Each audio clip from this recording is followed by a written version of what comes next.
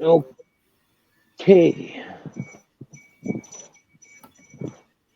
I think we're live, are we, Alex? We are live. Yeah. Excellent. Okay. Good evening, folks. I'm going to give you a minute or two just to get the notifications, even though I told you what time it was.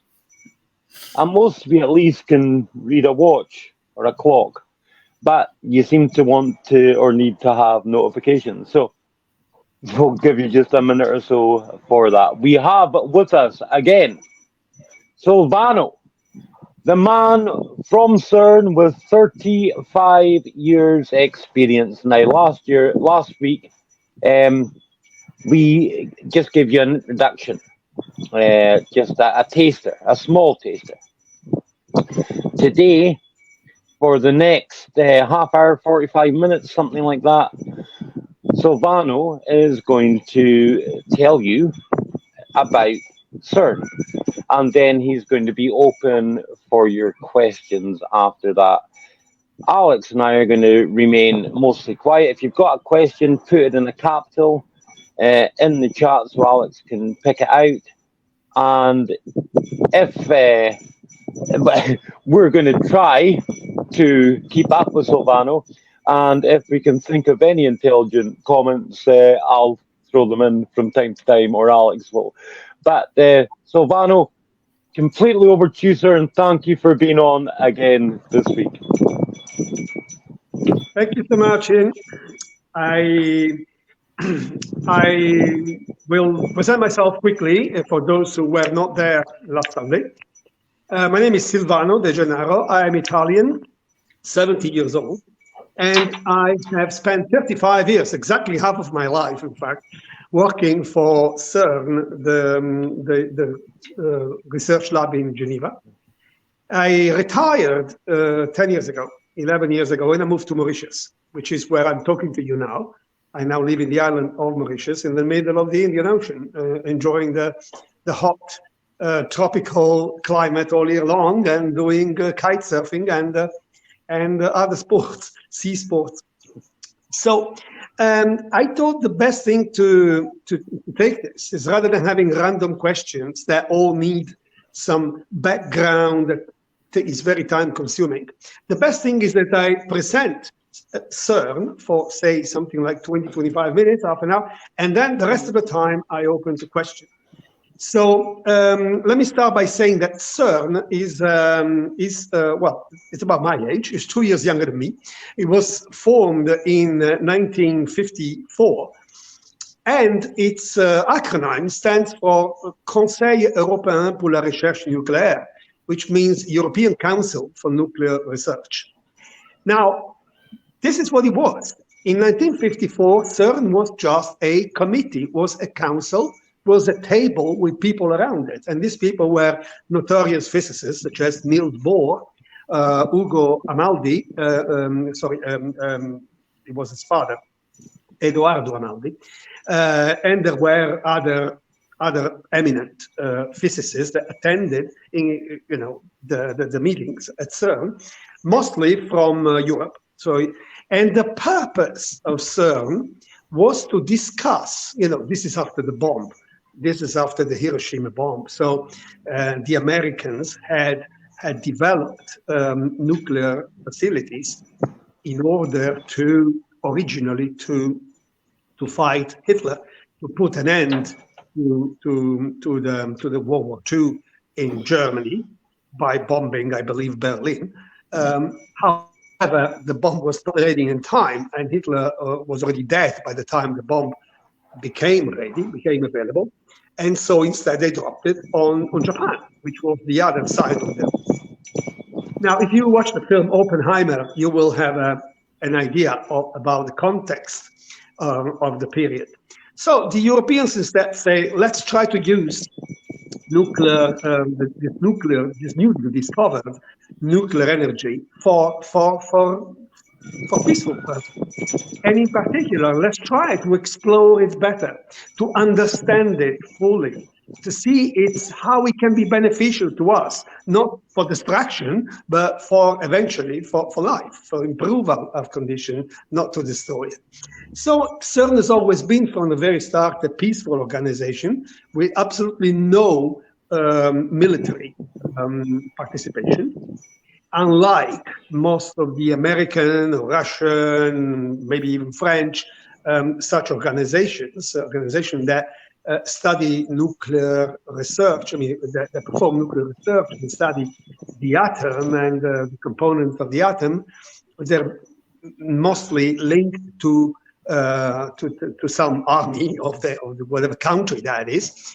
And therefore they have a lot of security, clearance, etc. Like, for instance, NASA. If you want to get into NASA, especially into the research department, you need an incredible,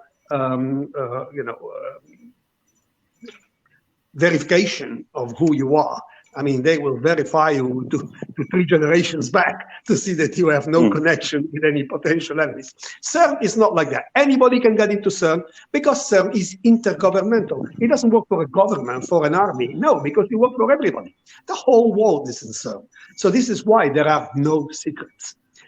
So as I said, it started just as a council, and it was just a meeting where people, the scientists, met regularly in order to see how energy could be used. And they decided at some stage that they would have to have a lab. So since they were meeting in Geneva, and they were meeting in the center of Geneva, next to the United Nations, so they decided, well, let's make a lab. There were several places proposed, but finally they opted for Geneva itself because the state of Switzerland offered the land, and because they thought it was central. Don't forget, at the time, people used to travel mostly by train, not by plane. So it made a big difference if you make a lab in the south of Italy or in the south of Spain. That means that people from Helsinki, from wherever, from Norway or the North Country, even England, they would have to have a very long train trip. Whereas Geneva was in the center, so it was convenient for everyone. Nobody was going to be more than like 2,000 kilometers away from Geneva, really the north of Norway or something.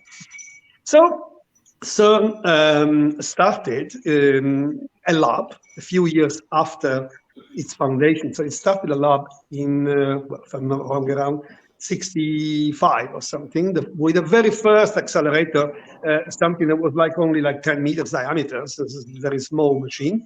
And many physicists came by CERN from research projects all over in the university in the whole world, because that way they were centralizing facilities. There was a particle accelerator that for the time was the most powerful that there was around.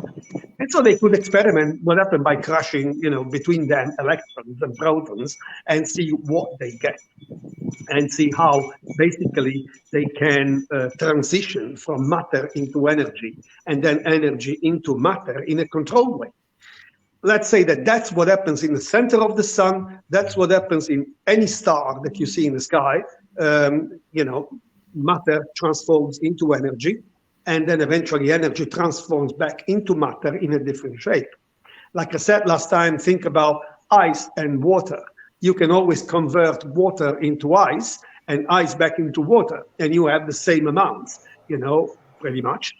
By simply using temperature. By cooling down, you get ice. By heating up, you get water. So the energy and matter are two sides of the same thing, as it goes in E equals mc squared, the famous equation by Einstein, which tells you that energy actually can be transformed into matter, and matter can be transformed into energy. In other words, if I take some kind of matter, and I'm talking about particles which have a mass, therefore they are matter, I can accelerate them near the speed of light, collide them, and they will transform. These things are actually objects, let's say, as long as they extremely very small, but even though they're so small, they have an amount of mass. Protons. So when you collide them, they will, however, transform. They won't break down, they won't splinter, they will just become a flash of energy and totally disintegrate their mass into pure energy. this energy within millions of a second. Everybody knows today what a millisecond is, and everybody knows what a microsecond is. It's a millionth of a second because computers work at those speeds. Well, in a fraction of a microsecond, this energy will crystallize. Think about water becoming ice. Will crystallize into some other particles, which are not the same that we collided. We collide proton, and we can get other things. We can get muons, kaons, we can get pions, we can get any sorts of intermediate particles that will finally then decay. So that means they will transform again, still in the matter of microseconds, into some other stable particles. The stable particles are those that we see in the atoms today: neutrons, protons, and electrons. Plus, of course, we have photons. Photons are particles that are not part of atoms, but they only carry light. You see light because we see photons. And other such particles like neutrino. I mean, let's not go into all the particle zoo that we know about, but there are some particles that are part of our universe because they are all around us, and others only exist for a millionth of a second, which are let's say, what we call the particles that allow the generation of the stable particles that we know. So basically, by studying this process of conversion of matter into energy and then energy back into matter, we can explore what happened at the moment of the Big Bang, which was 13.7 billion years ago. That's exactly what happened at that time. There was this huge mass explosion. Term explosion is not quite what it was. It was more called an inflation. Imagine a balloon that you blow in a microsecond, you go poof, like that, and the balloon goes poof, like that. That's how the universe came up to be, from nothing that we know. We have no idea what was before that, the Big Bang. But there must have been something, but somehow this universe came into being and inflated to a huge size in a matter of millionth of a second. Or rather, Silvano, yes. Can I just not interrupt, but ask? I know you don't want, but this is a salient question, okay? Yep. So my understanding is that the mathematics of the Big Bang simply don't work. That there wasn't enough mass available for the Big Bang as theorized to happen, which is exactly why CERN has been looking for certain exotic particles, dark matter, etc., which makes the equations, the mathematical equations for the Big Bang work. Yes. Okay. If you want to jump to that, I can quickly. Well, no, I mean, that's, just to prove I'm not a complete dummy. That is the latest research. If you want, that is what CERN is looking for right now. That is, 68 years after its creation. But, what I just wanted to say before getting to this is that in order to accelerate these particles faster and faster and always faster, because you need a bigger hammer to crack a smaller nut. So you need a bigger accelerator in order to see smaller particles. If you accelerate very small particles and you collide them, then you don't actually get to the energy that you need to isolate some exotic particles, like you say, like dark matter, whatever the carrier of dark matter is, we still don't know. But or the Higgs boson. The Higgs boson too, it needed the LHC, which is the latest accelerator. We had about 10 accelerators since the time since the 54. One has replaced the other, and some of them are actually working together now. The LHC is not the only one. The particles go to about 4 or 5 accelerators that act as pre-accelerating stages. So reach a certain energy, I say energy, imagine speed of rotation, then they go to another one that goes faster, and then finally the LHC. the Large Hadron Collider, that takes them to the 14 tera electron volt, which is the acceleration, the particle that we need to get the hits. But it's the same energy that we may have in order to discover dark matter. Now, let me go back to your question now and tell you what is dark matter. So, as you said, Ian, there's some mathematics that don't add up about the Big Bang. This doesn't mean that the Big Bang doesn't exist. It just, never happened. It just means that we don't know what happened to 96% of the mass created by the Big Bang. You see, there is lately a few. That's years a big number, ago, Silvano. That's a big number. That's a big number. We don't know what happened to 96% of the mass. Exactly. And we're not talking about dollars here. We're not talking about money. We're talking about matter. We're talking about what we see. When you look out with a telescope, with the most powerful telescope that we have, you look up with a Hubble or any of our telescopes, and you see all the stars out there. Well, what you see, all these billions galaxies and stars that we can see, they are only 4.7%, let's say 5% of what was created. And how do we know what was created? We know it because we took a picture of it. Lately, a few years ago, physicists came out, astrophysicists, came out with a picture, a real photograph, taken with radio telescopes of the universe as it was when he was a baby, when he was 300,000 years only. 300,000 years for the universe was nothing. It was really a baby. It was like a 5 days old baby. So this universe, now unlike us, we're born 3.5 kilos, and then we get to like 70, 80, 90 kilos, whatever. So we grow. The universe didn't grow. The universe supposed to have always the same mass or energy. Once something is created, it cannot be destroyed. It stays there, it just transforms. This means that whatever we saw in that picture there 300,000 years ago should still be here. And instead, no. What they realized, they could see that the initial energy of the Big Bang, if that was, say, 100, what we see today is only 5. Everything else has disappeared, has become invisible. So it's an invisible matter. That's why they call it dark matter, because we cannot see, our telescopes cannot see it directly, but they can see it through the effects that it generates. You see, imagine you have somebody who was very, very big, somebody very, let's say, big man, walking around, and this man is the invisible man.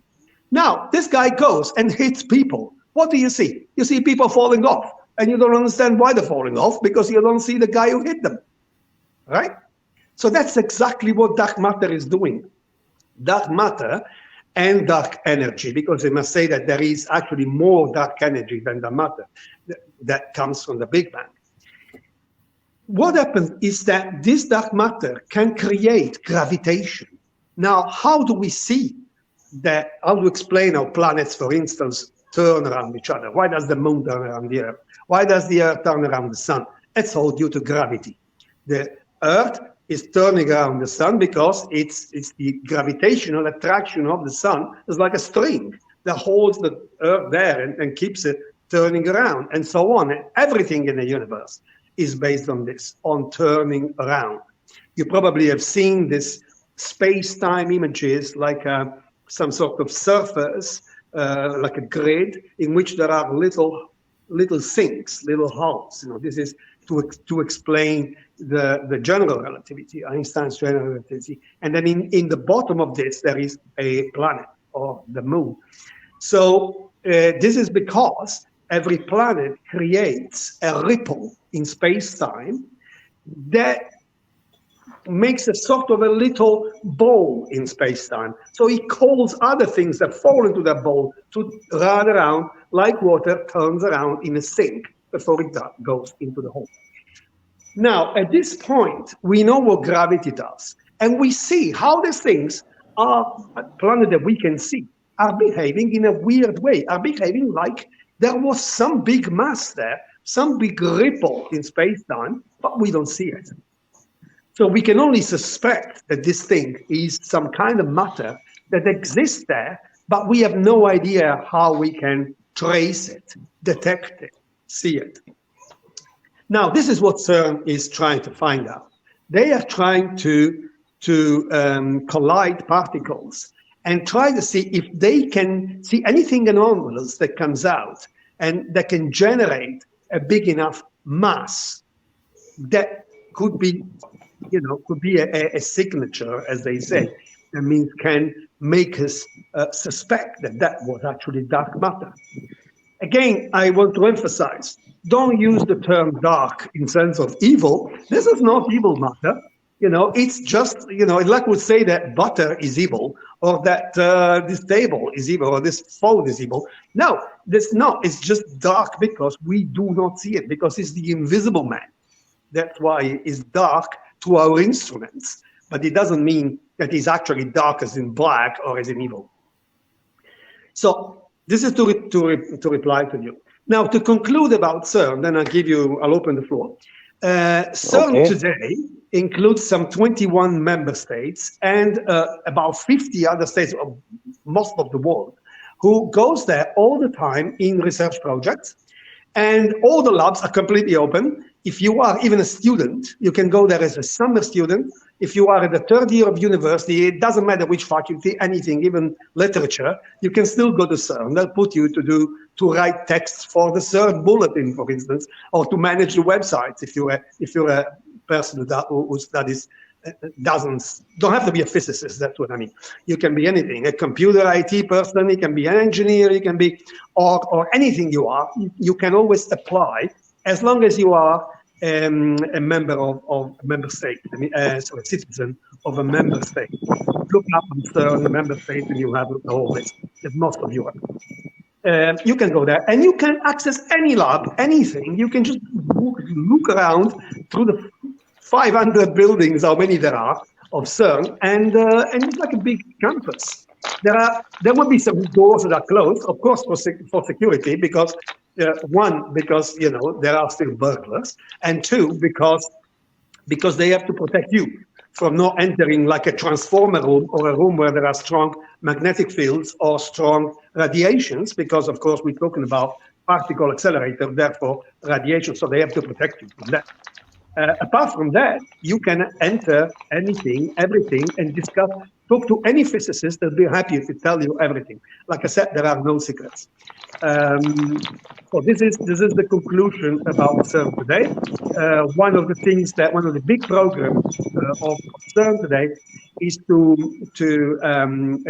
explain what they're really doing to everybody. So if you go on the YouTube side of CERN, you can follow. Don't have to be a physicist again. It's pretty divulgative. This is what I was doing at CERN for the last 10 years, making clips, making live shows, producing television shows, to go into the lab, take the cameras into the lab, and get everybody to go in there and see what they were doing. So at this point, I'll welcome any questions. Thank you, Silvano. That was pretty amazing. My little mind, not anywhere as big as yours, is going bing, bing, bing. So before we get to audience questions, I've got one or two more, because that's what I love about our conversations. So I want to work outwards, actually. And I want to start with the moon, because I want your take on the moon. You see, as you were describing astrophysics and universal patterns, you talked about the moon going round the Earth and the Earth going round the sun. And we could go further, the sun spiraling round the Milky Way galaxy. But I am always minded of what Isaac Newton who, let's face it, was the one who discovered gravity, whether you believe the Apple story or not, Isaac Newton said the only thing that gave him a headache was the moon. And the reason it gave him a headache was that there was no way mathematically that the capture theory worked to put the moon in the orbit it's in. There's no way the asteroid hitting the Earth and a third of the Earth's surface was ejected into space theory fits the orbit of the moon. There's no way to explain why, whilst the moon is rotating, it's doing so at a ratio in which there is always one side which is never facing the Earth. That's why we call it the dark side of the moon. What's your take on the moon, Silvano? Yes, I mean, I understand that. That obviously, first of all, Isaac Newton, well, that was like more than 400 years ago, I guess, 1600 and something. And of course, at the time, they didn't know much about what we know today. So as for the formation of the moon, we still have not quite an agreement of all scientists. You know, there are some people, like you say, who believe that it was a splinter of Earth that was projected out and created. That was the first theory. Another theory thinks now that there were actually there was another planet on the same collision orbit as Earth, and that Earth eventually collided with this other planet because they were orbiting very close to each other, but in different rotation. You know, so one going clockwise, the other going counterclockwise, and so they actually smashed into each other. And this collision could have created splinters, out of which many went away, and others stayed. And one of them was the moon. Probably the only one that stayed was the moon. There is also asteroids all around, the asteroid belt around the Earth, which is one of the reasons why the Oort cloud, the Kuiper belt. Yeah, well, exactly. So this is the asteroid belt is all around the Earth. You know, in a certain distance. Don't quote me on what's the exact distance, but it's just outside farther than where we put the satellites, the geostationary area we put satellites. And so, yeah, this asteroid belt, in fact, it could have been, that's another question. You know, how was it created? What created the asteroid belt? And this is why the collision idea is one that could justify that. So, hello? Yeah, okay. Yes, no, we were cut off temporarily there. Reappeared. So the second part just of like the moon. No. Let me go on about the moon, Silvano. One, there is, and you're right, Isaac Newton was 400 years ago.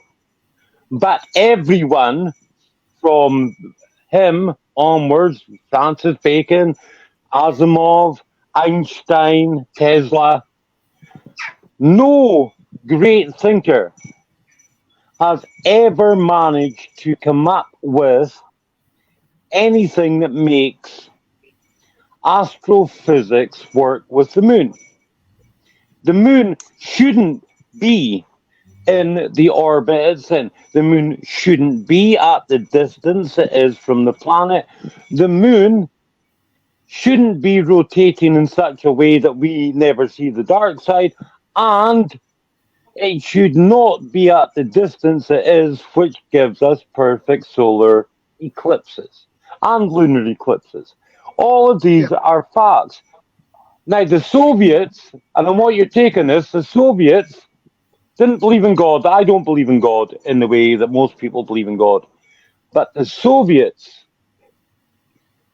being atheistic, they eventually concluded and said in their scientific papers, the moon was parked there. We don't know who did it. We don't know why they did it. But the moon was put there deliberately. I wish we had the technology to do that. Think about the amount No, of not by mass us. you Not by need to us, create the obviously. moon. Well, the moon, Yeah, we know that the exactly. moon existed. Oh, yeah, you're talking about aliens. Yeah, okay. Well, that's a possibility. I mean, actually, as you mentioned, it is actually very astonishing how the moon can have its rotational period that is exactly the same as its revolutionary period. So that, like 1 day of the moon, will be exactly the same as 1 year of the moon, because it took 1 moon year to turn around, and that makes it look always at the Earth. One of the theory about that is that it may have a mass imbalance. That means imagine a ball, and in this balloon, a football, and you put a piece of metal stuck to one side. Now that ball is not going to go jumping regularly. It's going to be jumping oddly because one particular point is heavier than another. So if inside the moon there is something extremely heavy and metal, like iron, whatever, or magnetic, that could make it want to face all the time to the Earth because of the gravitational attraction. So, of course, the gravitation that the Earth is pulling the moon, it will pull it by its heaviest part. See, this would mean, like, if you take a football and you take a magnet, and you put a piece of metal inside the football will always look at the magnet with the same side, right? So this is one of the explanations of why that is. We cannot know until we go on the moon with a drill and go inside and see what there is there. But that's probably a long way from now. But Well, they are. the other mathematical curiosity, like you say, the solar eclipse. Why does the moon match perfectly the sides of the sun during the eclipse? You can see just a little circle of sunshine, but it completely covers the sunshine.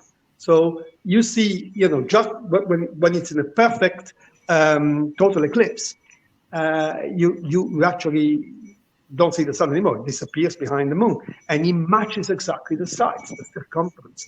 Now, that is a mystery. Is it coincidence? Or, like you say, it's something that has been, created by somebody, put there for a reason by whatever intelligence. Certainly it wasn't us, because the moon, we know it's been there since Julius Caesar. And back then, we certainly didn't have a way to create the moon more than we don't have it now. Exactly, and at some point, but not this show, we'll talk about the possibility of ancient human civilizations that no longer exist. But I'm circling out and I'm coming back to CERN. I'm not just being random here, okay? The sun. Our sun has a certain mass, and that mass has been calculated. And there is a very simple scientific experiment that almost anybody can do. You can do it with a candle, you can do it with a cigarette lighter. And that is to weigh the amount of fuel in the cigarette lighter or in the candle, light it, and then time how long it will take for that lighter or candle to burn through the fuel. That's simple mathematics, isn't it, Silvano? That's simple physics. You get a calculation of fuel expenditure by time. Well, and I know you know this. When you start working that juju on Saul, we run into problems because whilst we can project outwards into the future as to when our sun will expend its mass and its fuel and go supernova, when we start going backwards, the whole time thing doesn't work because less than 1,000,000 years ago, our sun would have had more mass and be hotter that Earth would have been like Mercury. It couldn't have sustained life less than 1 million years ago. And that's, again, that's mathematical calculation. The sun used to be a whole lot bigger than it is. Well, okay.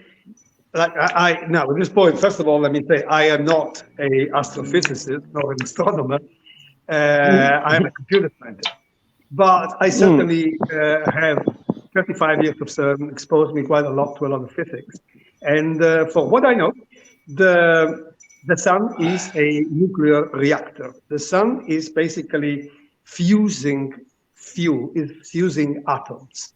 Yep. You certainly have heard about fusion power plants that we are working on. Not we as CERN.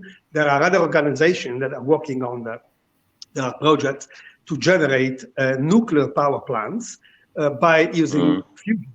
What is the difference in fission and fusion, first of all? Fission is when you do billiard balls. That means you hit one nucleus of an atom with a proton, and that will generate other, or with a neutron, and that will generate other pieces of that nucleus, typically neutrons, to be kicked out, like you would hit a billiard ball that hits another billiard ball, and so on. And it creates what you call a chain reaction that can, in theory, never be stopped, but in fact, it is stopped. So our power plants today are all based on fission. That means you create this chain reaction by hitting very strongly one atom nucleus that will kick off the others and the others and so on. And that generates energy. Now, fusion instead, it's compression. By using very strong magnetic fields, you can compress a mass of hydrogen, for instance, and all the atoms in that mass will be squashed. What you're doing is you're not only squashing electrons there through the nucleus, but you're actually squashing the nucleus. And that's what is called the strong nuclear force. That means the force that connects together the elements that make the neutrons, that is the nucleus, that is neutrons and protons. These particles stick to each other into a nucleus, and it's an immense force. It's almost impossible to separate them. That's why you need a very strong hit to be able to generate fission. Now, in fusion, what you do, you don't try to separate them, you blend them together. Now, these are like springs. Imagine these particles are connected by springs. So it's hard to pull them, but it's also hard to push them. So these are very strong springs that you can't even push together, But when you push them together and you have enough energy to push the string together, then you generate energy. This starts generating energy because they are disintegrating. The mass of this nuclei is disintegrating into pure energy. E equals mc squared. Mass can become energy, energy can become mass. So by doing this, every single and explained beautifully, Silvano. Explained beautifully. That's the fundamental law. Exactly. No, and let me quickly, right? Because you will get a certain group of people who will argue about the age of the Earth based on the mathematics I talked about. But the difference between fission, pulling apart, and fusion actually explains these things. Every one of these will no doubt be full shows on their own, full conversations on their own. But two last things as quickly as we can, because I want to give the audience time to ask questions. I know there's going to be a lot of them. First is this.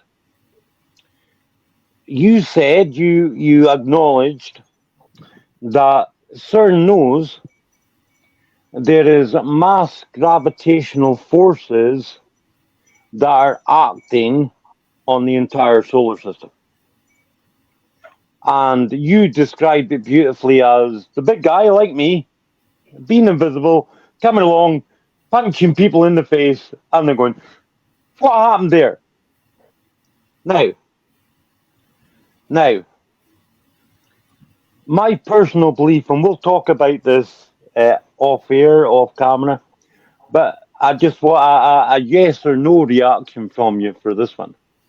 My personal belief is that we are part of a binary star system, and that our binary twin happens to be a brown dwarf, and its approach to heliography is what's causing all the things that CERN and other scientific institutions have picked up. As quick as you can, I know that that is a huge conversation. That is a show on its own. But gut feeling, could it be possible? Could it be possible? So what you're saying, correct me if I'm wrong, I believe you understand that you think that the sun has a twin, which is dark matter. So it's a twin which is invisible, and it's there, and it's a binary system. Now, note that how do binary systems rotate? Binary systems rotate like this, one against the other, which means that in their trajectory, they don't go smoothly, but they go like this. They go in a spiral, right? Each of them will go like this, then like that, then like that. So if the sun had a dark matter invisible twin, then it would not be flowing on a straight line, but it would go on a spiral path. This will make sense because it's subject to the gravity of its twin. So as far as we can see, we are going on a straight line. That which makes it not possible unless you imagine a whole different curvature of space-time by which it looks to us as we're going straight, but we're not actually when you consider another possible dimension where the twin, the dark matter twin, would exist. So we would only be moving straight as compared to our coordinates in our system. But if you look at it from a different perspective in a multi-dimensional universe, and you think that dark matter is sitting in another dimension, then you may probably imagine that it could actually not be straight, but be. So that's my personal view. Don't quote me on this because I haven't done the research. No. And here's where I hopefully blow a few thousand people's minds. And we come right back to CERN and open up for questions from the audience. And this is a yes or no, and I know the answer already. Part of what CERN is doing is attempting to open dimensional barriers. Yes or no? It's trying to study dimensional barriers, not to open them. If they open by themselves. What I mean is, no, let me tell you, okay, this connects us to string theory, as we mentioned last time. You can imagine there are multiple dimensions if you admit the string theory is correct. Now, we cannot prove the string theory is correct because it's far beyond the energy of our accelerators to actually see strings. As like, you would like to see, I don't know, a virus with a magnifying lens. You need a microscope or maybe an electronic microscope to see a virus. Magnifying lens can let you see an ant, but not a virus. So the same way, to see strings, I don't say see, but to detect the existence of strings, what you call the signature of strings. I mean, what the effect of the strings would be on our world. You would need an immense accelerator, probably bigger than the Earth itself. So we cannot prove that there are other dimensions. However, we may find something, and one very suspicious guy is the graviton. Now, the graviton is the carrier of the force of gravity. Okay, like the electron carries electricity, the graviton carries gravity. However, nobody's seen it, but we know that these things exist because we very lately, only a few years ago, detected gravitational waves. What are gravitational waves? They are space-time ripples just like waves in space-time, generated by, for instance, supernova explosion or galaxy collision. Two galaxies colliding can generate a ripple in space-time, just like a stone that falls in water would generate waves. And these waves have been detected like 3 to 5 years ago. And by some experiments that are connected to CERN, though not in CERN. So what we know is that there must be something there that, like the electron is the particle that identifies electromagnetic waves. The same way we've seen the gravitational waves, there must be a graviton. Now, why is important, the graviton? Because gravity seems to be the only force that can pass through dimensions. So graviton seems to be some kind of unidentified, ball that can actually pass from a dimension to another, which could mean from a universe into another. And this is why some physicists believe that there could be dark matter in a different dimension. Yes. So, Vano, I'm going to start sending you some materials, and when you have time, at your leisure, I would very much value your scientific and computer engineering background on. And my God, people, are we going to have some conversations? That's the level that the Jacobites get to. Alex, I'm going to assume we've got a question or 5. Yeah, we've got a few. Yeah, I thought we might have. Now, Silvano explained that most of CERN is wide open, and it is. It really is. So let's dispense with a lot of the junk conspiracy ones, Alex, if we can. But Silvano, I know it's hard for you. It's fucking hard for me. But try and answer the questions as quickly as possible, and we'll see how many we can get through in, say, 15, 20 minutes, however much time you can afford us. Alex, go ahead. Okay. There are some that you've answered last week, but we probably have different people in, so they should be either a very quick answer or a pass. That's entirely up to you on that one.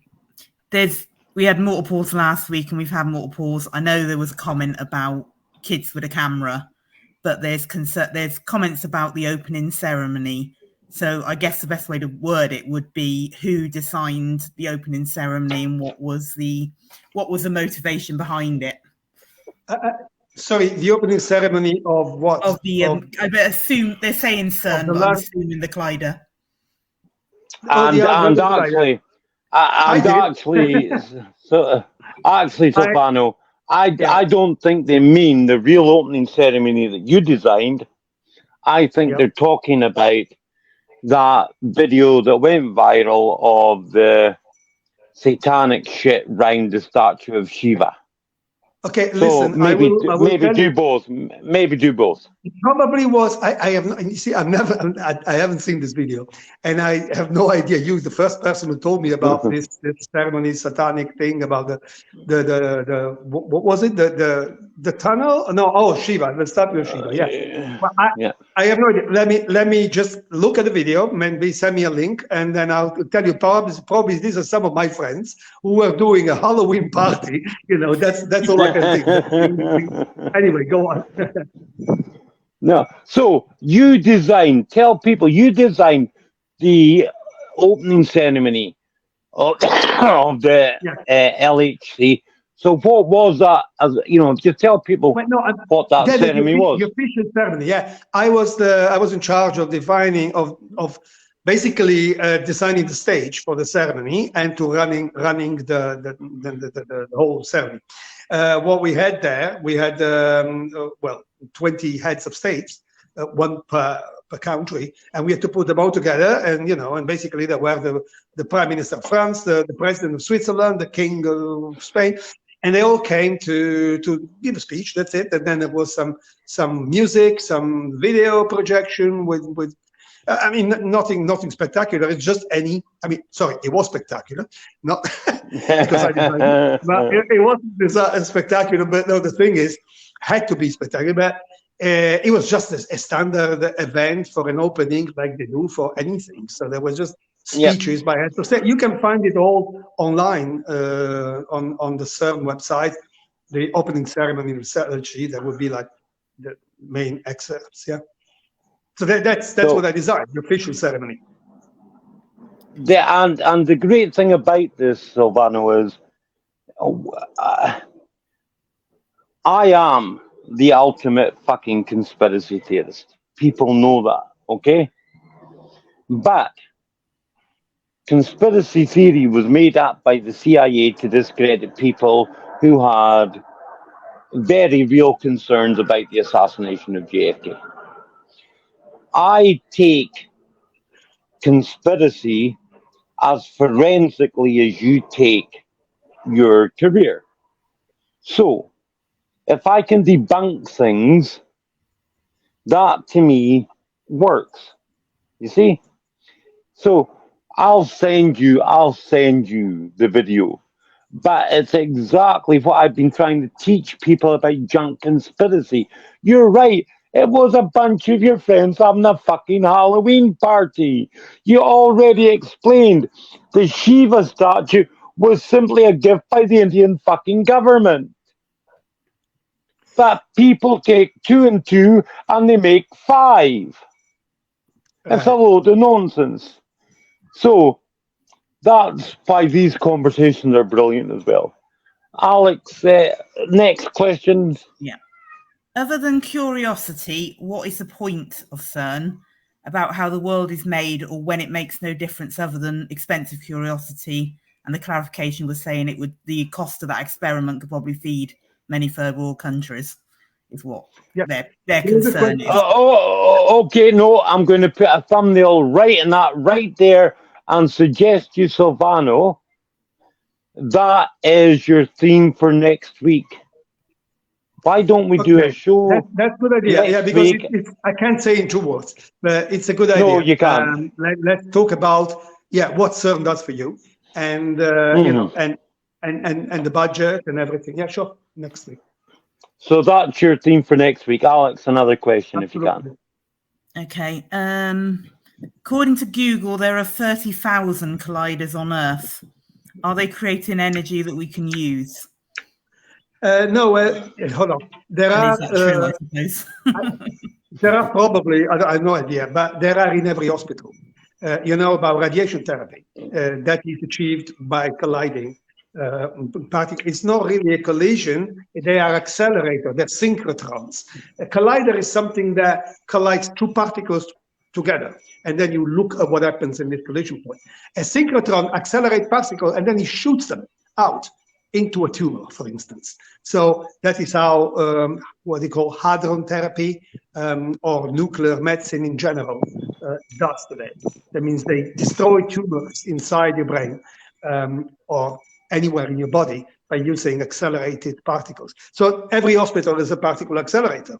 Plus, many more are used to create certain chemicals, not chemicals, more like health liquids. For instance, when you take a PET scan or the contrast liquid is generated by a particle accelerator. So these are as for pure scientific ones, like the ones at CERN, there are no more than about 20 in the world because they're far too big and too expensive to build. And can they generate energy? No, they don't generate energy. They absorb energy, if anything, because they need magnets, very powerful magnets. So they suck energy, but they generate particle beams for a reason, medical or the other, scientific. There we go. That's the beauty of having the man who knows, the man from CERN, do shows with us, people. Another question, Alex. Okay. Can you explain quantum entanglement? Don't ask No. me this because I'm not No. a physicist.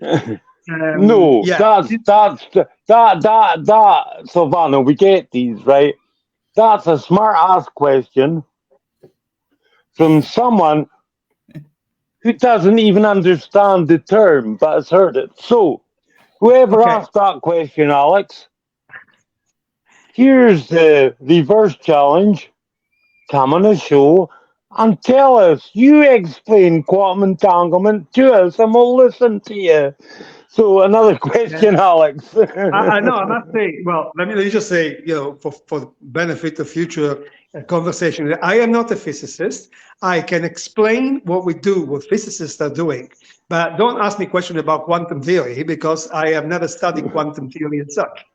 So that I leave No, it to the you've physicists. That's their job. I'm a communicator. They're the physicists. I'm not a physicist, but I do my best to keep up sometimes, if you know what I mean. Alex, another question. How about light being bent while passing a black hole? Does this not prove that the black hole has mass, therefore gravitational pull equals dark matter? Please ask him for me.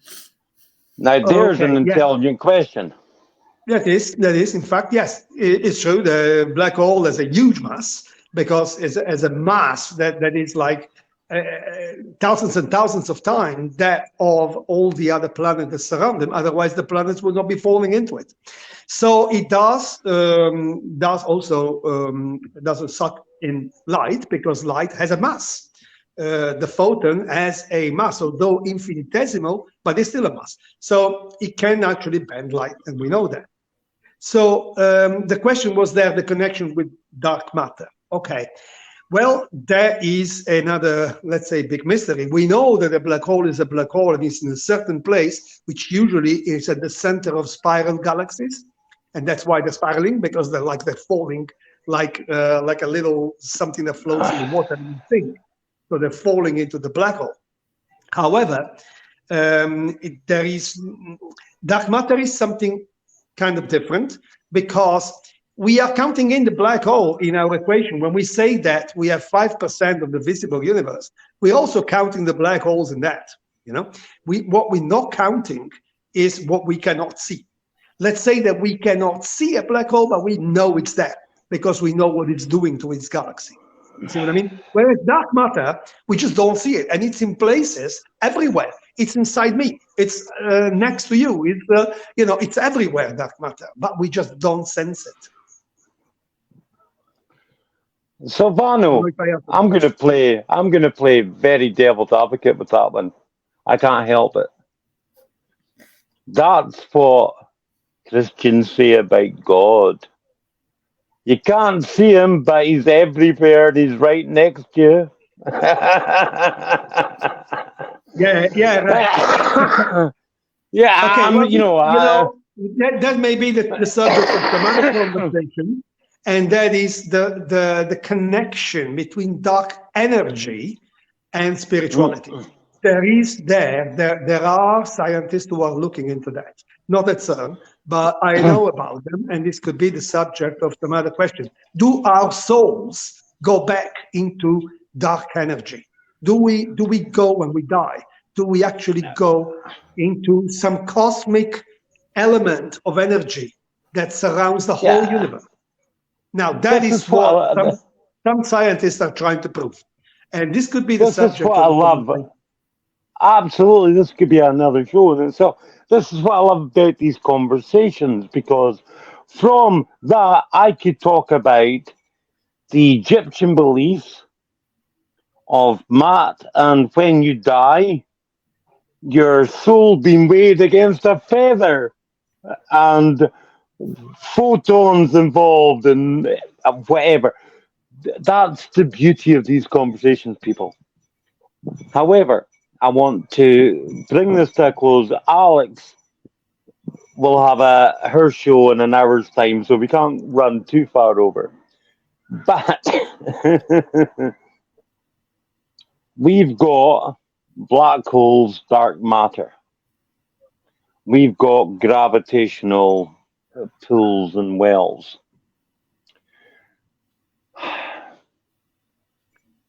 How do I best put this? Stephen Hawking,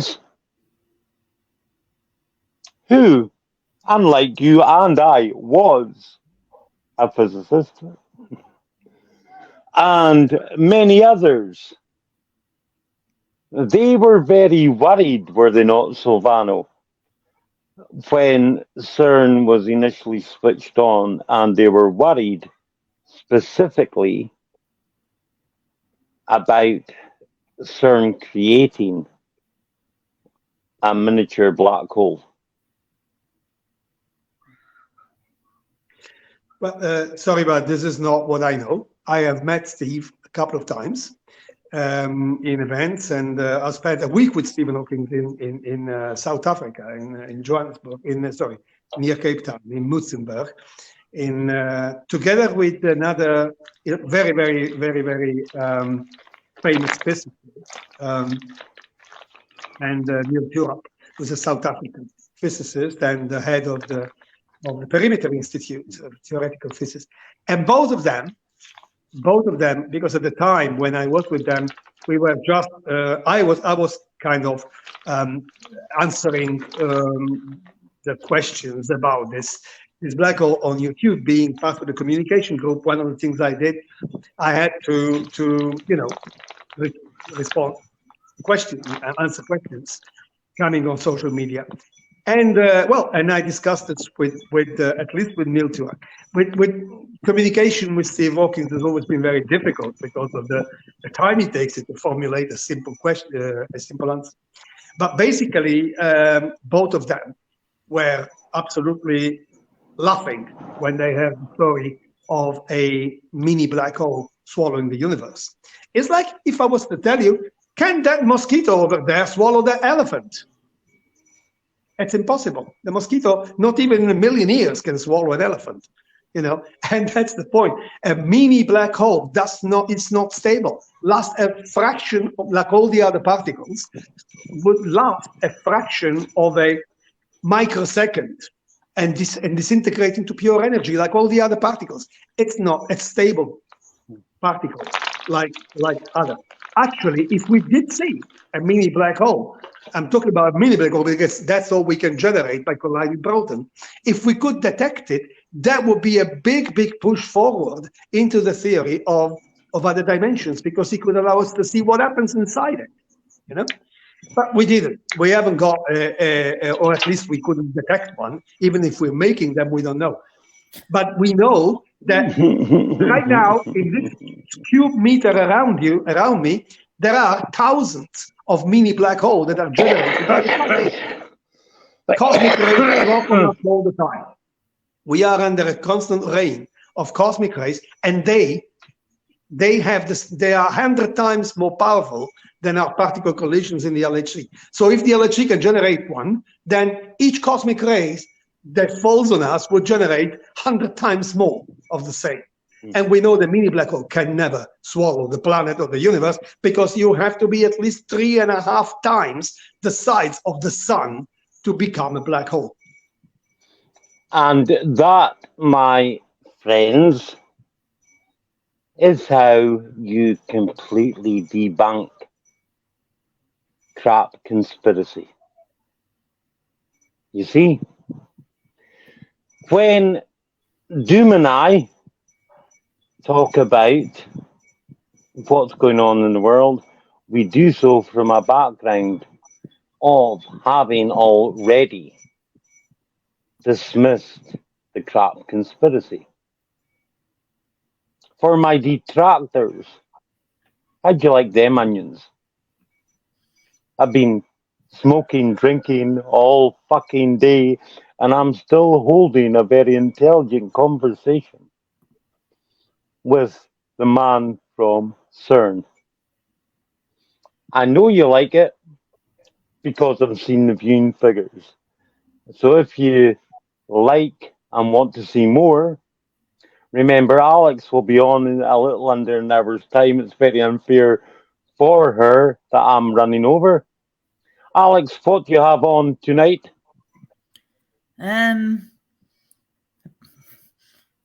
Should hopefully. Well, I put you on the spot. I'm sorry. I should have Tammy on tonight, and we're looking at how so much that's going on and so much in news stories are happening everywhere and in step with each other. Would you say it was lockstep, Alex? I would hedge in that direction, yes. I would hedge in that direction.